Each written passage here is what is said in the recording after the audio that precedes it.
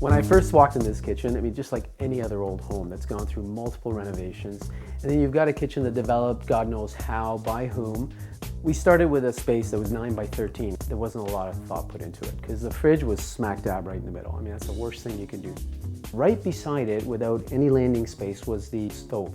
A little bit of counter space on the side of it. We had a pantry in the corner that didn't function well. And we had this countertop where the sink is at, it wrapped around the corner. So nothing functioned here. And then the doorways were closed off, so it was just really confined. So the idea was to create as much continuity in this space as possible. First thing we did is select appliances. I always tell clients, go and look for appliances, because that way I can tell them, you know what, I can't fit a 4-foot fridge in your room, so we've got to go with something smaller. We started with a 36-inch built-in KitchenAid fridge. It's a bottom-mount freezer, fits in well, we can panel all the way around it, put some gables in. I love the stainless steel face. The client really wanted gas, so we went with the gas cooktop. Now the KitchenAid 36-inch gas cooktop gives us a bit of an industrial look, which I love. I wanted the cooktop on this wall, and I wanted a lot of space around it. You can start utilizing these areas for food preparation. Everything has to be close at hand and functional. We went with a full-size oven, then there's a convection microwave oven above, which doubles as both. So it gives you a lot of capacity, and it gives you the convenience of having a microwave as well. Once you've got appliances put together, then you know what you're working with. You start designing the kitchen, and that's the biggest, most important part, to create that continuity and that flow. In a small space like this, fewer materials, more continuity. I went with a dark stained wood, and it's got a horizontal grain to it.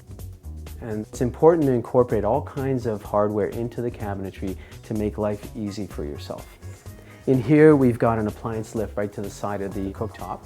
That is where the mixer would normally be used, on that counter. So it's great to be able to hide it into that cabinet. We've got lots of rollouts that were custom made to accommodate a lot of pantry space. We've even gone as far as putting in a step stool that hides into the kick plate. Because the cabinetry is a little bit higher, it makes it easy to pull out and access some of those high areas. The countertops, we use the Cambria quartz here. I love the color, it's torquey. Nobody wants things to clean anymore. So the use of quartz countertops has become more and more popular.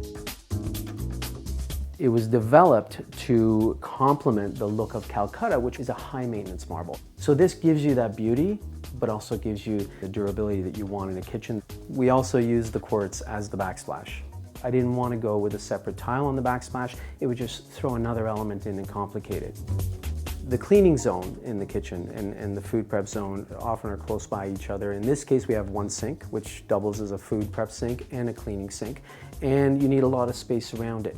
So we've got our double-sized sink. It's a beautiful Kohler sink. We've got a gorgeous American Standard faucet with a pull-out spray, again, functionality. And then to the right of that, close at hand, we've got a built-in stainless steel front KitchenAid dishwasher, clean line, and it suits the cabinetry really well.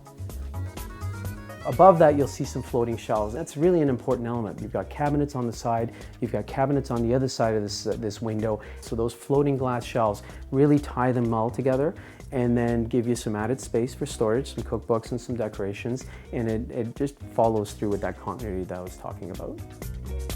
On the floor, we used a tile that I found at Stone Tile. I love it. It's a gorgeous grayish marble. It's got some brown tones in it, which tie in well to everything else in the house.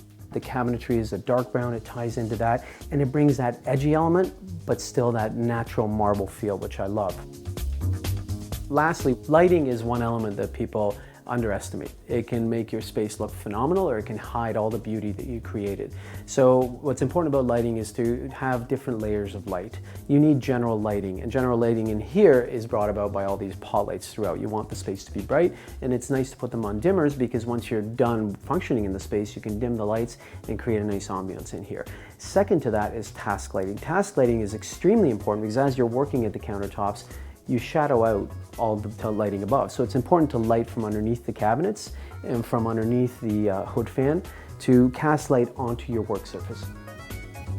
So my key at the end of all this to doing a small kitchen is to keep the number of materials down, maintain the continuity, but really think about movement within the space, where things are going to travel from the time you start to take them out of the fridge and prepare them and cook them and clean them up, and even think about when you walk into your kitchen, from when you come in with groceries at hand, where you're going to put them and how easily you can get them put away within the space.